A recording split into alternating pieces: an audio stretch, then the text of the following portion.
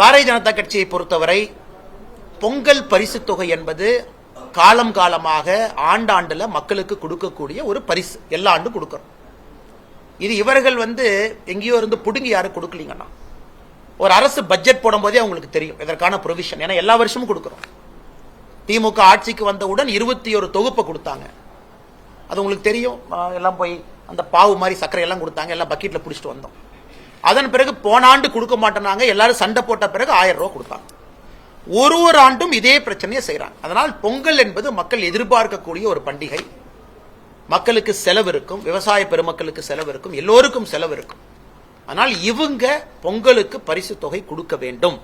ஏன்னா இது நம்ம இன்னைக்கு நேத்து இல்ல. இவங்களுக்கு நிதிச்சுமை பினான்ஸ் மினிஸ்டர் இன்னைக்கு தான் தெரியுமா? தங்கம் தென்னரசன் எங்க போயிட்டாங்க 6 மாசத்துக்கு முன்னாடி?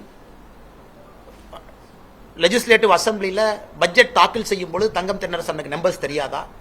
இல்ல அவங்க தேர்தல் வாக்குறுதி கொடுக்கும் போது நம்பர்ஸ் தெரியாதா? எல்லோருக்குமே தெரியும்.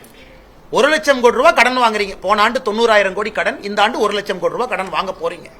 வாங்கக்கூடிய கடன் என்ன சார் பண்றீங்க? தெரியாம நான் கேட்கிறேன். நீங்க வாங்குற கடனை என்ன செய்றீங்கன்னு தயவு செஞ்சு சொல்லுங்க. வாங்குற இவ்வளவு கடன் வாங்கி உங்களால 1000 ரூபாய் கொடுக்க முடியலன்னா என்ன நீங்க நடத்தி கொண்டிருக்கின்றீர்கள்? 2000 ரூபாய் கொடுக்க முடியல. ஆனா பாரதிய ஜனதா கட்சியினுடைய வழக்கறிஞர் பிரிவு அவங்க போராட்டத்தில் இறங்கி இருக்கிறாங்க. விவசாயிகள் பிரிவு அவங்க போராட்டத்தில் அவங்க இறங்குவாங்க. எல்லா அமைப்புகளுக்கும் நாங்கள் அறிவுறுத்தி இருக்கின்றோம். இதை மக்கள்கிட்ட எடுத்துட்டு போங்க. இவர்கள் பொங்கல் பரிசு தொகை கொடுக்கும் வரை திமுக அரசை நீங்கள் விடக்கூடாது என்று வலியுறுத்தி இருக்கின்றோம்.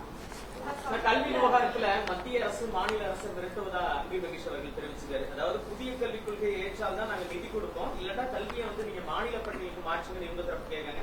எங்களுடைய பிள்ளைகளை நாங்க பாத்துக்கிட்டோம்னு சொல்லிட்டு அமைச்சர் விளக்கம்.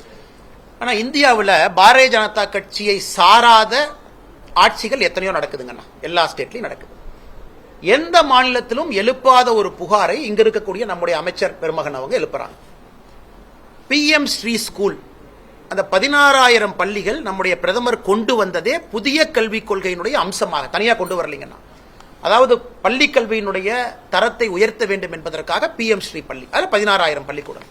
எல்லா மாநிலத்துக்கும் சொன்னாங்க, நீங்க வேணுங்கிறத கேளுங்க, நம்ம கொடுக்கிறோம். தமிழகத்தினுடைய முதன்மை செயலாளர் அவர்கள் கடிதம் எழுதுறாங்க, எங்களுக்கு இவ்வளவு வேணும் கொடுங்க. எல்லோருக்கும் தெரியும், கடிதம் எழுதும் பொழுதும் சீஃப் செக்ரட்டரிக்கு தெரியும், அதுல நியூ எஜுகேஷன் பாலிசி தான் அதுல கொண்டு வர வேண்டும் என்பது எல்லோருக்கும் தெரியும். அதுல தமிழ்நாடு மட்டும் விதிவிலக்கு கிடையாது. அதே போல சர்வசிக்ஷா அபியான்ல எங்கேயுமே நம்ம பிக்ஸ் பண்ணல. சர்வசிக்ஷா அபியானுக்கு தான் அமைச்சர் பேசுறாங்க. SSAவை பொறுத்தவரை, அதாவது எந்த அந்த காம்பனண்டா இருந்தாலும் கூட யாரும் எங்கேயும் சொல்லல, நீங்க புதிய கல்விக் கொள்கை ஏற்றுக்கொள்ளவில்லை என்றால் மத்திய அரசு உங்களுக்கு கொடுக்கக்கூடிய பட்ஜெட்டை கட் பண்ணிடுவாங்கன்னு எங்கேயும் சொல்லு. ஆனா ஒரு விஷயத்தை புரிஞ்சுக்கணும், புதிய கல்விக் கொள்கையில பல காம்பனன்ட் இருக்குங்க, பல காம்பனன்ட் ஸ்ட்ரீம் லைனிங். உதாரணத்துக்கு நீங்க ஸ்மார்ட் மீட்டர், மத்திய அரசு அவங்க இன்னைக்கு ரிஃபார்ம் சொல்றாங்க பவர் செக்டார்ல. இந்த ரிஃபார்ம்ஸ் நீங்க செஞ்சீங்க அப்படின்னா நாங்க இவ்வளவு பணம் கொடுப்போங்கிறாங்க. செய்யலினா பரவாயில்ல, நீங்க பணம் கிடைக்காது, உங்க வேலையை நீங்க பாத்துங்க, நீங்களே செய்யுங்க. ஏன்னா நீங்க எலக்ட்ரிசிட்டி ஒரு டிஸ்காம் ஒரு எலக்ட்ரிசிட்டி ஏஜென்சியும் பாத்தீங்கன்னா லட்சம் கோடி ரூபாய் லாஸ்ல இருக்கு. லட்சம் கோடி ரூபாய் டான்ஜெட்கோ உட்பட. அதுக்கு மத்திய அரசு சொல்றாங்க, நாங்க பொறுப்பு ஏத்துக்கிறோம், கவலைப்படாதீங்க, நாங்க உங்களுக்கு ஃபண்ட் கொடுக்கிறோம், கான்ஸ்டிடியூஷன் படி நாங்கள் கொடுக்க வேண்டும் என்கின்ற அவசியம் இல்லை, அரசியலமைப்பு சட்டத்தின்படி பணம் கொடுக்க வேண்டும் என்கிற அவசியம் இல்லை. ஆனா பவர் செக்டர் ரிஃபார்முக்கு நம்ம கொடுக்கிறோம், ஆனா நீங்க ரிஃபார்ம் பண்ணுங்க. அதையும் எப்படி பழி போடுறாங்கன்னா, மத்திய அரசு எலக்ட்ரிசிட்டி பில்லை ஏத்த சொல்றாங்க. அந்த மாதிரி தான் அதை நான் பார்க்கிறேன். எங்கேயும் மத்திய அரசு சொல்லவில்லை. இவர்கள் புரிந்து கொள்ள வேண்டும், புதிய கல்விக் கொள்கையில பல முக்கியமான திட்டங்கள் இந்தியா முழுவதும் அமல்படுத்தும் பொழுது தமிழகம் மட்டும் தனித்தீவாக இருப்பதற்கு வாய்ப்பில்லை. காரணம், எக்ஸாமினேஷன் பேட்டர்ன் மாறுதுங்கண்ணா, ஹையர் எஜுகேஷன் பாடியினுடைய ரெகுலேட்டரி அட்டானமி மாறுது, கான்செப்ட் ஆஃப் UGC மாறுது, AICTE டெக்னிக்கல் எஜுகேஷன் மாறுது, மெடிக்கல் எஜுகேஷனுடைய ரெகுலேட்டரி ஃப்ரேம் ஒர்க் மாறுது. ஸோ ஒரு புதிய கல்விக் கொள்கையில் இவ்வளவு விஷயங்கள் இருக்கு. அதுல ஒரு விஷயம் 2 மொழி கட்டாயம், 3வது மொழி ஆப்ஷனல். அதாவது தாய்மொழி கட்டாயம், ஆங்கில மொழி கட்டாயம், தமிழ் மொழி கட்டாயம், ஆங்கில மொழி கட்டாயம், 3வது மொழி ஆப்ஷனல். இது ஒரு காம்பனன்ட், இது மெயின் காம்பனன்ட் கிடையாதுங்க. இவங்க இந்த ஒரு பாயிண்டையே பிடிச்சிக்கிட்டு நான் ரெகுலேட்டரி ஃப்ரேம் ஒர்க் ஏத்துக்க மாட்டேன், நான் மத்திய அரசு புதிய கல்விக் கொள்கையில சொல்லியிருக்கக்கூடிய அவ்வளவு பெரிய டாக்குமெண்ட்ல அவ்வளவு விஷயம் சொல்லியிருக்காங்க. சரி, இவங்க சொல்ல வேண்டியதானே, எனக்கு இந்த மும்மொழி கொள்கை பிரச்சனை, அதை அப்புறம் பஞ்சாயத்து பண்ணிக்கலாம், மிச்சதெல்லாம் ஏத்துக்கிறேன்னு சொல்றதுக்கு என்ன பிரச்சனை உங்களுக்கு? நான் திரும்ப உங்களுக்கு அமைச்சு கேட்கிறேன், மிச்சதுல தமிழ்நாட்டுக்கு என்ன, திமுக அரசுக்கு என்ன பிரச்சனைங்கன்னா, அவ்வளவு பாயினியரிங் விஷயம் இருக்கு. மும்மொழி கொள்கை 2026 எலெக்ஷன்ல பாத்துக்கலாம், யாருக்கு வேண்டும்னு முடிவு பண்ணலாம், யாருக்கு வேண்டாம்னு முடிவு பண்ணலாம். மத்திய அரசு கடிதம் எழுத வேண்டியதானே, எங்களுக்கு இந்த ஆப்ஷனல் லாங்குவேஜ் வேண்டாம். ஆனா தனியார் பள்ளியில 3 மொழி இருக்கல்ல, அதுக்கு என்ன சொல்லுவாங்க? அதனால் இது உப்புக்கு சப்பாக ஒரு காரணத்தை அமைச்சர் சொல்வதாகத்தான் நான் பார்க்கின்றனோ தவிர மத்திய அரசு எங்கேயும் அப்படி சொல்லவில்லை. மேடம் கொஞ்சம் சத்தமா சொல்லுங்க மேடம்.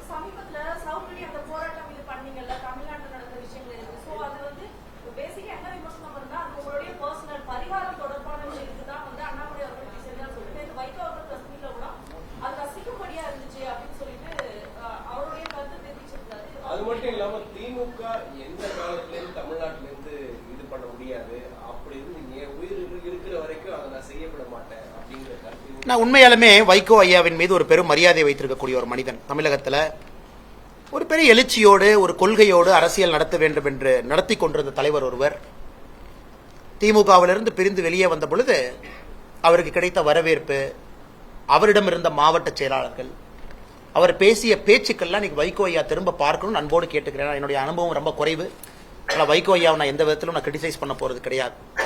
ஆனால் அன்னைக்கு திமுக வைகோ ஐயா எதிர்க்கணும்னு எதிர்க்க நினைச்சார், அதைத்தான் நாங்க இன்னைக்கு நினைக்கிறோம். வைகோ ஐயா அவர்கள் ஒரு காலத்தில் வெளியே வரும்பொழுது அத்தனை மாவட்ட செயலாளர்கள் வந்தாங்க.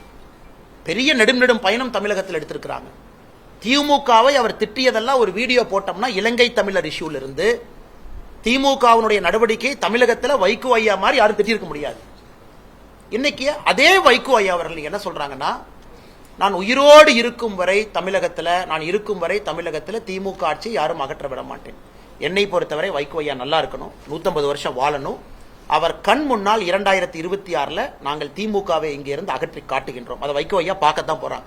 ஆரோக்கியமான வைகோ ஐயா அதை பார்க்கணும். இரண்டாவது உங்களுடைய அரசியல் கட்சிகளை பொறுத்த வரைக்கும் மேடம் ஒரு விஷயத்தை புரிஞ்சுக்கணும். ஒரு சத்தியகிரக போராட்டத்தை யாருக்குமே புரியாது ஆரம்பத்தில். மகாத்மா காந்தி அவர்கள், நான் மகாத்மா காந்தியோடைய கால் நெகத்தினுடைய தூசுக்கு சமங்க. ஆரம்பத்தில் இல்ல மதுரையில் நான் இந்த மாதிரி ட்ரெஸ் எல்லாம் போட மாட்டேன், காதி தான் போடுவேன்னா நிறைய பேருக்கு புரியல. ஏன் நான் ட்ரெயின்ல ஃபர்ஸ்ட் கிளாஸ்ல போக மாட்டேன், நான் 3rd கிளாஸ்ல தான் போவேன், யாருக்கும் புரியல. சோ மகாத்மா காந்தி அவர்கள் சவுத் ஆப்பிரிக்காவில் ஆரம்பிச்ச பல விஷயங்கள், இந்த பேப்பர் பர்னிங்ல இருந்து பாஸ் பர்னிங்ல இருந்து அவர் ஆரம்பித்த எந்த விஷயம் யாருக்கு புரியல. அதனால இன்னைக்கு நான் செருப்பு போடாம இங்க இருக்கிறேன், எனக்கு நான் சாட்டையால் அடித்துக் கொண்டேன். இது புரியவர்களுக்கு புரியும், திமுக காரங்களுக்கு எதுக்கு புரியணுங்க? அவங்களுக்கு புரியாது. அவர்கள் 2026 எலெக்ஷன் கவுண்ட் பண்ணதுக்கு அப்புறம் முதலமைச்சருக்கு புரியும், வாக்குப்பெட்டி எண்ணிய பிறகுதான் அன்னைக்கு புரியும். அவருக்கு அது வரைக்கும் புரியாது. கிராமத்து மக்களுக்கு புரியும். கிராமத்துல கருப்பணசாமியை வழிபடுறவங்க, ஒரு கிராமத்துல காவல் தெய்வங்களை வழிபடுறவங்க, முருகபெருமான வழிபடுறவங்களுக்கு சவுக்கடி போராட்டம்னா என்னன்னு தெரியும். என்னுடைய தாத்தா செய்வாரு, எங்க குடும்பத்துல எல்லோரும் செய்வோம், நான் இன்னைக்கு அதை செய்யறேன். இது யாரும் தனிப்பட்ட முறையில் நான் செய்வேன். எங்க ஊர் திருவிழாவை நான் தனிப்பட்ட முறையில் செஞ்சுக்குவேன். அது பத்திரிகையிலயோ வெளியோ வர்றதில்லை. இது புதிதென கிடையாது. ஊர் திருவிழாவில் எல்லாரும் செய்யறோம். இன்னைக்கு இதை பப்ளிக்கா செய்ய வேண்டிய அவசியம் என்னன்னா, இந்த செய்தி ஒரு சாதாரண மனிதனுடைய மனதில் ஒரு தாக்கத்தை ஏற்படுத்தும். அவங்க வீட்டில் சாப்பிட்றப்ப ஒரு கணவனோ மனைவியோ மிடில் கிளாஸ் நடுத்தர குடும்பம் ஒரு நிமிஷம் பேசணும்.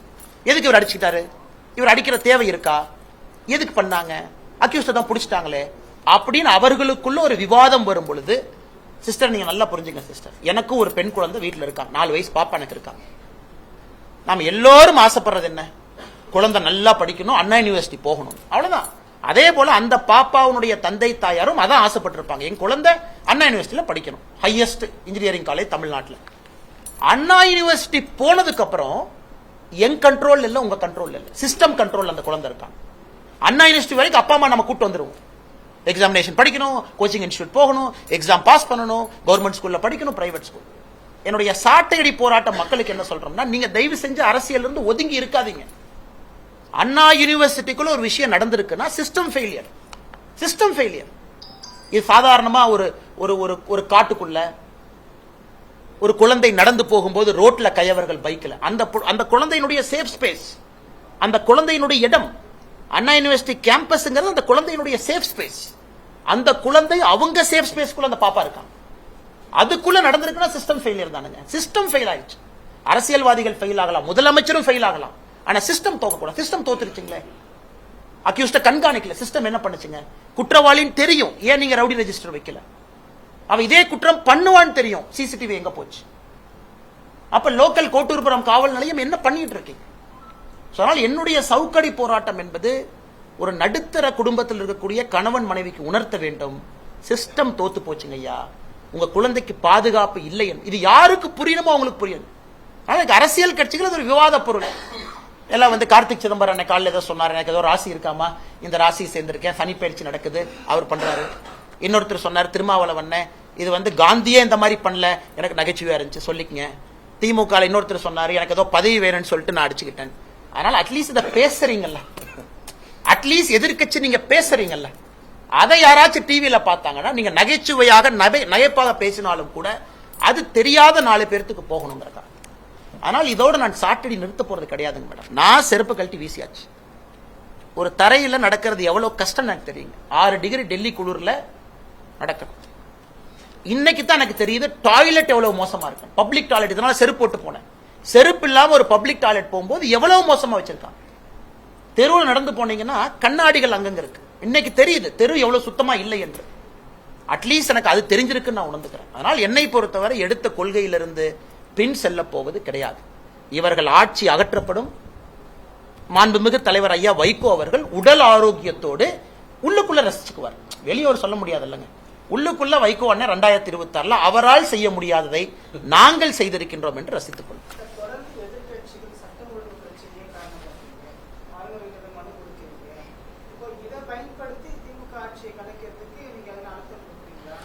சார், நான் எப்பொழுதுமே ஜனநாயக முறையில் ஒரு தனிப்பட்ட மனிதனாக, இந்த கட்சியினுடைய தொண்டனாக உண்மையை சொல்ல வேண்டும் என்றால் 356 என்பது காலம் கடந்து விட்டது.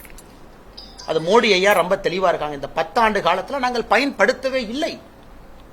மோசமான ஆட்சி மம்தா பானர்ஜி, மோசமான ஆட்சி இந்தியா. இன்னைக்கு திமுகவுடைய சட்டம் ஒழுங்கும் அது பக்கத்தில் ஆல்மோஸ்ட் ஈக்குவலா இருக்காங்க 2 பேரும். அறவழி 356 பயன்படுத்தினா எதுக்குங்க செருப்பு எல்லாம் சுத்தணும், எதுக்கு சாட்டை எடுத்து அடிச்சுக்கணும்? அறவழியிலே மக்கள் இவர்களை வீட்டுக்கு அனுப்ப வேண்டும் என்பதில் தெளிவா இருக்கும். ஆனால் எங்களை பொறுத்தவரை ஜனநாயகத்தினுடைய பதில் ஜனநாயகத்துல தான். இந்திரா காந்தி அம்மையார் அவர்கள் முதலாக கேரளா போனாங்க. உங்களுக்கு ஸ்டோரி தெரியும். இந்தியாவிலே முதல் 356 எங்க பயன்படுத்தினாங்க? நம்பூதிரிபாத் ஆட்சியின் மீது, இஎம்எஸ் நம்பூதிரிபாத் பார்த்துட்டு வந்து நேருட்ட சொன்னாங்க. என்ன சொன்னாங்க நேரு ஐயாட்ட? ரெக்கார்டட் டாக்குமெண்ட், எனக்கு அந்த ஆட்சியை பிடிக்கல அப்படின்னு. அதற்காக இந்தியாவிலே 356 பயன்படுத்த முதல் ஆட்சியே கம்யூனிஸ்ட் ஆட்சி. ஆனா ஆச்சரியம் என்ன, கம்யூனிஸ்ட் நண்பர்களும் திமுகவோட சேர்ந்து சட்டம் ஒழுங்கை கிரிட்டிசைஸ் பண்றாங்க இருக்காங்க என்பது மனம் ஒரு வழியை தான் ஏற்படுது.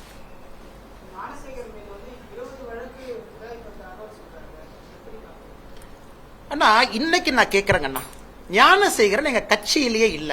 சரி, உதயநிதி ஸ்டாலின் இவ்வளவு பேசுறாரு. நீங்க அண்ணா யூனிவர்சிட்டி சிண்டிகேட் மெம்பரா உதயநிதி ஸ்டாலின் நீங்க இருந்தீங்க அமைச்சராவதற்கு முன்பு. சரி, சிண்டிகேட் மெம்பரா இருக்கும்போது நீங்க அண்ணா யூனிவர்சிட்டியில பேசின மினிட்ஸ் ஆஃப் மீட்டிங் ரிலீஸ் பண்ணுங்க. அண்ணா யூனிவர்சிட்டியில திரு உதயநிதி ஸ்டாலின் அவர்கள் எம்எல்ஏ ஆன பிறகு நீங்க அண்ணா யூனிவர்சிட்டி சிண்டிகேட்ல என்ன பண்ணுனீங்கறத மக்களுக்கு சொல்லுங்க. ஏன்னா அடுத்த முதலமைச்சர்னு மார்த்தட்டி கொள்றீங்கல்ல, நீங்க சிண்டிகேட் மெம்பரா. இன்னைக்கும் திமுக எம்எல்ஏ இருக்காங்களா, பரந்தாமன் இருக்காங்களா? இன்னைக்கு திமுக எம்எல்ஏ ஒருத்தவங்க இருக்காங்க சிண்டிகேட் மெம்பரா உதயநிதி ஸ்டாலின் பிறகு. அந்த எம்எல்ஏ என்ன பண்ணீங்க? உள்ள எத்தனை சிண்டிகேட் மீட்டிங் நடந்திருக்கு? எத்தனை சிண்டிகேட் மீட்டிங்ல நீங்க விஷயம் வச்சிருக்கீங்க? எதுவுமே. இவர்கள் சிண்டிகேட் மெம்பராக உதயநிதி ஸ்டாலின் அவர்கள் அண்ணா யூனிவர்சிட்டிக்கு இருந்தாங்க. அன்னையிலிருந்து நாம பேசுவோம். ஆனால் இன்னைக்கு பரந்தாமன் அவர்களை பொறுத்தவரை கட்சியிலேயே இல்லைன்னு முதலமைச்சர் அப்படி தூசிய தட்டுற மாதிரி தட்டுறாரு. நாங்க புகைப்படம் ஆதாரம், பத்திரிகையில பவள விழால் அவர் இருந்த காட்சி, அவரோடு பெரிய அமைச்சர்கள், அண்ணன் மா சுப்பிரமணியன். இன்னைக்கு ஒரு பிரச்சனை, நாங்க எல்லாம் எஸ்கேப் ஆகிறாங்க பாருங்க. உதயநிதி ஸ்டாலின் பிரஸ் பாக்குறது இல்ல. அவரை பார்த்தா நீங்க கேட்கிற முதல் கேள்வி தெரியும், எஸ்கேப். அவங்களுக்கு என்ன, 3 மாசம் நம்ம பார்க்கலனா மக்கள் மறந்துடுவாங்க, அடுத்த இஷ்யூ வரும், அதுக்கு போயிடலாம். இதுல ஒரு துணை முதலமைச்சர் பிரஸ் பார்த்து அவங்க தரப்பு கிளாரிபிகேஷனை கொடுக்க முடியலனா தைரியம் இல்ல உங்களுக்கு. எதுக்கு துணை முதலமைச்சராக நீங்க இருக்கணும்? ரிசைன் பண்ணிட்டு போயிருங்க.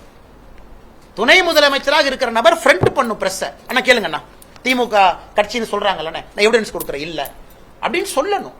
ஆனா இன்னைக்கு உதயநிதி ஸ்டாலின் அவர்கள் பிரஸ் பார்த்து ஏன் ஓடுறாரு? ஏன் பிரஸ் பார்க்காம இருக்காரு? மா சுப்பிரமணியம் அண்ணன் காலைல குடு குடு குடு குடுன்னு ஓடுவார் ரன்னிங் ரேஸ். இன்னைக்கு எங்கே பிரஸ் பார்த்து அதே ஸ்பீட்ல ஓடுறாரு. ஏன்னா நண்பர்கள் நீங்க கேட்டுருவீங்க, என்னன்னு நீங்க சாப்பிட்ற இடத்துல பின்னாடி அந்த ஞானசேகரன் போட்டோ இருக்குன்னு கேட்டுருவீங்கிறதுக்காக ஓட்டப்பந்தயத்திலே ஓடுகின்ற வேகத்தை விட மாசு அண்ணன் பிரஸ் பார்த்து ஓடுறாரு. அதனால சகோதரி, நான் தெரியாம கேட்கிறேன். எங்கள் குற்றச்சாட்டு திமுக கட்சியின் மீது புகைப்பட ஆதாரத்தோடு அவர் இருக்காரு, பகவலால பங்கேற்றிருக்காரு, இவ்வளவு விஷயங்கள் சொல்லியும் கூட ஒரு கட்சி அப்படியே லெப்ட் ஹேண்ட்ல நான் டீல் பண்ணிடுவேன், இதை மக்கள் மறந்துடுவாங்கன்னா எந்த அளவுக்கு அவர்களுக்கு ஒரு மன விஷயம் இருக்கும்? தமிழ்நாட்டு மக்கள் டேக்கன் ஃபார் கிராண்டட். அடுத்த இஷ்யூ நடக்கும், இதை மறந்துடலாம், அடுத்த இஷ்யூ வந்தோடனே பேசிக்கலாம். இதைத்தான் நாங்க எதிர்க்கிறோம். நடுத்தர மக்கள் இதைத்தான் கேட்கணும்னு நாங்க சாட்டடி நடத்துறோம். இந்த ரேப்பா முடிஞ்சிருச்சு, அடுத்த ரேப் வரும்போது பேசிக்கலாம். அடுத்த ரேப் இதை விட கொடூரமா இருக்கும், அதை பேசுவோம். அப்படித்தாங்க இன்னைக்கு நியூஸ் சைக்கிள் போகுது, அப்படித்தானே திமுக ஆட்சி நடத்துறாங்க. அடுத்து நடப்பது இதை விட கொடூரமா இருக்கும்போது இதை மறந்து விடுவோம். அது மறக்க கூடாது என்பதற்காகத்தான் இந்த போராட்டத்தை உங்க முன்னாடி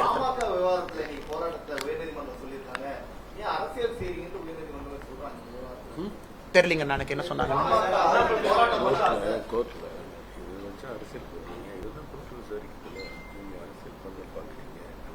ஆனா எனக்கு மாண்புமிகு உயர்நீதிமன்றம் என்ன சொன்னாங்கன்னு தெரியல. ஆனா ஒரு விஷயத்தை புரிஞ்சுக்கணுங்கன்னா, டெமோக்ரஸியினுடைய மிக மிக முக்கியமான விஷயமே மக்கள் ரோட்டுக்கு வீதிக்கு அமைதியான முறையில் ஆர்ப்பாட்டம் செய்வதுதான் ஒரு டெமோக்ரஸியினுடைய ஃபண்டமெண்டல். அது இல்லை என்றால் அரசியல் கட்சி நடத்த வேண்டிய அவசியம் யாருக்கு இல்லை, பிரஸ் இருக்க வேண்டிய அவசியம் இல்லை. அதனால் பாட்டாளி மக்கள் கட்சி செய்திருக்கக்கூடிய போராட்டத்தை நான் வரவேற்கிறேன். சகோதரர் விஜய் அவர்கள் ஜனநாயக முறைப்படி ஆளுநரை சந்திச்சதை வரவேற்கிறேன். அனைத்து இந்திய அண்ணா திராவிட முன்னேற்ற கழகம் அதனுடைய எதிர்க்கட்சி தலைவர் அண்ணன் எடப்பாடி அவர்கள் அவங்க பண்ற போராட்டத்தை நான் வரவேற்கிறேன். இவர்கள் எல்லோரும் செய்யக்கூடிய போராட்டத்தை நான் வரவேற்கிறேன். காரணம், மக்கள் அண்ணன் சீமான் அவர்கள் எடுத்திருக்கக்கூடிய போராட்டத்தை, கைதானதை நான் வரவேற்கிறேன். எல்லோரும் வீதிக்கு பண்ண வேண்டிய காரணம் என்னன்னா, அடுத்த முறையாவது இந்த அரசு கொஞ்சமாச்சு பயத்தில் இருப்பாங்க, பிரச்சனை ஆகும். அதனால எல்லா கட்சிகளும் வீதிக்கு யாரும் பஸ் உடைக்கலையே, யாரும் கல்லெடுத்து போடலையே, யாரும் காவல்துறையினுடைய சட்டையை கை வைக்கலையா, எல்லாம் அமைதியான முறையில் பர்மிஷன் கொடுக்கலையே அரெஸ்ட் பண்ணிக்க, அப்படித்தான் இருக்கும். அதனால எங்கே மாண்புமிகு உயர்நீதிமன்றம் என்ன சொன்னாங்க தெரியாது. பட் இருந்தும் ஒரு அரசியல் கட்சி தலைவராக நான் சொல்லக்கூடிய எங்களுடைய வாதம் அது. நாமக்கல்ல பாத்தீங்கன்னா உங்களுக்கு கரும்பு வாங்கறதுக்காக கொள்முதல் பண்றாங்க. அப்ப 10% கரப்ஷன் பணம் கொடுத்தாதான் கொள்முதல் பண்றாங்க. ஆனா இது என்ன புதுசா கேக்குறீங்க நீங்க? என்ன இதே ஊர்ல நீங்கள் வசிக்கிறோம், நானும் வசிக்கிறோம். தஞ்சாவூர்ல 2 ஆண்டுகளுக்கு முன்பு கரும்பு வாங்கினாங்க. எப்படி வாங்கினாங்க? அதை திமுக கான்ட்ராக்டர் தான் வாங்கணும், அவங்க கையில தான் நீ கொடுக்கணும், அவன் கரும்பு கொண்டே கொடுப்பான். இது புதுசு தானே? இது தமிழ்நாட்டில் நீங்க ரொம்ப பழசு மாதிரி பாக்குறீங்களே. இது எப்பவுமே நடக்கிறது தான். ஆனா இன்னைக்கு அது நார்மலைஸ் ஆயிடுச்சு. திமுக காரனா ஒரு கரும்பு வாங்குற இடத்துல கமிஷன் வைப்பாங்கிற நார்மலைஸ் ஆயிடுச்சு. அதனால இது எல்லாம் மக்கள் பார்த்துக்கிட்டு இருக்காங்கண்ணா. ஏதோ இதுவரைக்கும் லஞ்ச ஊழலே நடக்காத ஒரு தமிழ்நாட்டில் திடீர்னு அண்ணே என்ன கரும்பு காசு வாங்குறாங்க அப்படின்னா மக்கள் யாரும் அதுக்கு ஆச்சரியப்பட போவதில்லை. இன்னைக்கு ஸ்டேட் ஆஃப் அஃபேர்ஸ் இவ்வளவு மோசமா இருக்கு. அதனால் இது ஒரு விவசாய பெருமகனும் இதை பார்த்து கொண்டிருக்கின்றார்கள் என்று நம்புகின்றோம்.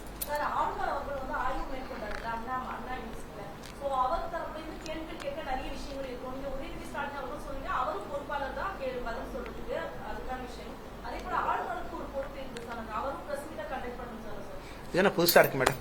அதாவது இன்னைக்கு ஆளுநர் அவர்கள் நான் ஏற்கனவே சொல்லியிருக்கின்றேன், நான் தான் முதல்ல சொன்னேன்னு நினைக்கிறேன் மேடம். இது ஆளுநர் அவர்கள் எதற்கு பத்திரிகையாளர் சந்திப்பு நடத்தணும்னு கேட்டேன். அதாவது அந்தந்த மாநிலத்தினுடைய ஆளுநர்கள் ஸ்டாண்ட மாத்திக்கலீங்க. வந்தாவே பொலிட்டிக்கல் கேள்வி வரும், அல்லது நார்மல் கேள்விக்கு பதில் சொன்னால் அது பாலிடிக்ஸ்ல போய் முடியும். சட்டம் ஒழுங்கு சரியில்லைன்னு ஆளுநர் சொல்றாரு. அது தமிழக ஆளுநர் சொல்லலாமா? கேள்வி நம்பர் 1. தமிழக ஆளுநர் சொல்றதுக்கு அனுமதி இருக்கா? கேள்வி நம்பர் 2. அதனால் என்னை பொறுத்தவரை ஆளுநர் அவர் வேலையை செய்யறாரு. இங்க ஆளுநர் லெப்டினன்ட் கவர்னர் இல்ல, இஸ் அ கவர்னர். லெப்டினன்ட் கவர்னராக இருந்தால் சகோதரன் நீங்க கேட்கிற கேள்வியில் நியாயம் இருக்கு. தமிழிசை சவுந்தரராஜன் அக்கா புதுச்சேரிக்கு இருந்தாங்க. அட்மினிஸ்ட்ரேட்டிவ் பவர்ஸ் அவங்க கையில் இருக்கு. Lieutenant governor Delhi, administrative powers அவங்க கையில் இருக்கு. தமிழ்நாட்டை பொறுத்தவரை ஆளுநர் ஃபிகர் ஹெட்டா இருக்கிறார். இங்க ஒரு வைஸ் சான்சலர் போடுறக்கே இந்த பஞ்சாயத்து. இந்தியால எங்கேயுமே யூஜிசி நாமினி பிரச்சனை இல்லாம இருக்காங்க. தமிழ்நாட்டில் மட்டும் யூஜிசி நாமினிக்கு என்ன பிரச்சனை? வேற எந்த மாநிலத்திலும் பிரச்சனை இல்லை. எல்லா மாநிலத்திலையும் யூஜிசி நாமினி, யூஜிசி ஆக்ட் சொல்லியிருக்காங்க, சுப்ரீம் கோர்ட் கைட்லைன் இருக்கு, போறாங்க. தமிழகத்தில் மட்டும் யூஜிசி நாமினி நான் விட மாட்டேன். எப்படி நான் விடுவேன்? அதனால் இவர்கள் ஒரு முறை யோசிக்கணும், இதில் அரசியல் செய்வது யார்? உயர்கல்வித்துறையா ஆளுநரா?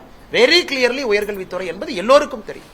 சார், இப்ப எல்லாரும் ஆய்வு பண்ணிருக்காங்க, சென்ட்ரல் கவர்மெண்ட்ல இருந்து ஆய்வு பண்ணிருக்காங்க, நீங்களும் டெல்லியில போய் ரிப்போர்ட் கொடுத்துருக்கீங்க. அடுத்த ஸ்டெப் என்னவா இருக்கும்? என்ன மாதிரி நடவடிக்கை? என்சிபிசிஆரை பொறுத்த வரைக்கும் வந்திருக்கக்கூடிய குழு ரொம்ப ஒரு டெக்கரேட்டட் போலீஸ் ஆபீசர், மகாராஷ்டிராவுடைய முன்னாள் டிஜிபி ஒருத்தவங்க வந்ததா பேப்பர்ல பாத்தங்கன்னா. அப்புறம் NCP national commission for women, NCW national commission for women ஒரு மெம்பர் வந்திருக்கிறாங்க. நேஷனல் கமிஷன் ஃபார் உமன் சார்பாக ரிட்டையர்ட் டிஜிபி அனுப்பிச்சிருக்காங்க, சேர்மன். அவங்களுடைய பிரஸ் நோட்ல ரொம்ப சில விஷயங்களை ரொம்ப ஆழமா பேசியிருக்கிறாங்க. அந்த பாதிக்கப்பட்ட சகோதரியை பார்த்தோம், சிஸ்டத்தை ஃபெயிலியரை பார்த்தோம், போலீஸ் என்ன பண்ணாங்க, ரெக்கார்ட்ஸ் எல்லாம் கேட்டிருக்கோம். ஆனால் நாங்கள் இதை ரொம்ப கடுமையாக எடுத்துக்கொள்ள போகின்றோம்னு. அதனால் இதுல சிஸ்டமேட்டிக் ரிஃபார்ம்ஸ் வர வேண்டும் என்பது என்னுடைய ஆசைங்க. சிஸ்டமேட்டிக் ரிஃபார்ம்ஸ், அதாவது ஆட்டோமேட்டிக்கா அந்த பிஎன்எஸ்லயே அந்த சிசிடிஎன்எஸ்லேயே சொல்லிடணும் இந்த மாதிரி கிரைமா நீ ஆட்டோமேட்டிக்கா ரவுடி ரெஜிஸ்டர் அதே கிரியேட் பண்ணி கொடுத்துடணும். எதுக்கு போலீஸ் ஸ்டேஷன்ல பெண் வச்சு ஒரு ஏட்டையை எழுதணும்? அடுத்த ரிஃபார்ம்ஸ் என்னன்னா, தம்பி இந்த குற்றம் நீ பண்ணிட்டியாப்பா, ஆட்டோமேட்டிக்கா ஸ்டேஷன் ரவுடி ரெஜிஸ்டர்ல நீ போய் உட்காந்துக்குவ. நீ மாசம் 4ஆம் தேதி போய் இன்ஸ்பெக்டர் ஐயா பார்த்து என்ன பண்றேன்னு சொல்லிட்டு கையெழுத்து போட்டு வெளியே வா. எனக்கு டிஸ்கிரிஷனரி பவர்ஸ் போலீஸ்க்கு இருக்கு.